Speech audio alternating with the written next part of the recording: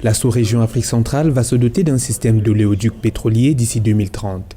Le Central African Pipeline System, présenté le 8 septembre dernier par le ministre équato-guinéen des Mines et des Hydrocarbures au Central African Business Energy Forum, organisé à Douala, est un réseau de 3 gazoducs d'environ 6500 km qui vise à assurer la survie et l'approvisionnement en hydrocarbures des différents pays de l'Afrique centrale.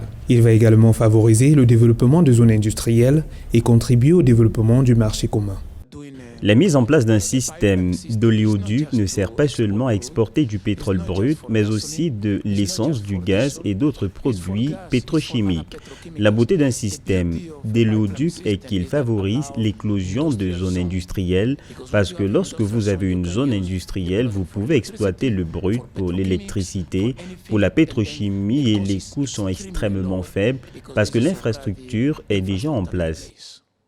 Les principaux acheteurs du pétrole africain, que sont les Européens, les Américains et les Asiatiques, pensent l'implémentation de la politique de transition énergétique des énergies fossiles vers les énergies renouvelables d'ici 2030. Les pays dont l'économie est adossée à l'exportation de produits pétroliers pourraient se retrouver économiquement affaiblis. Selon le ministre équato-guinéen, il est impératif de rendre ce projet viable dans un délai de 7 ans pour éviter la survenue d'une crise dans les pays africains.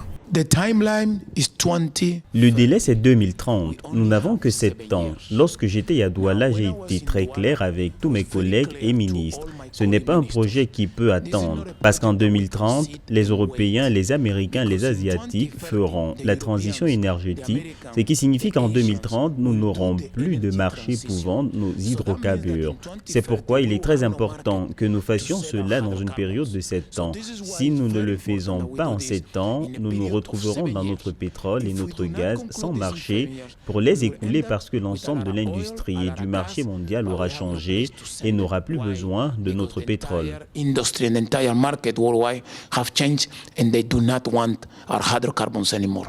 Si le coût global du projet n'a pas encore été rendu public, le Central African Pipeline System a reçu l'adhésion des chefs d'État d'Afrique centrale, dont la Guinée équatoriale, le Cameroun, le Gabon, le Tchad, l'Angola, le Congo et la République démocratique du Congo, et sera financé par un partenariat public-privé.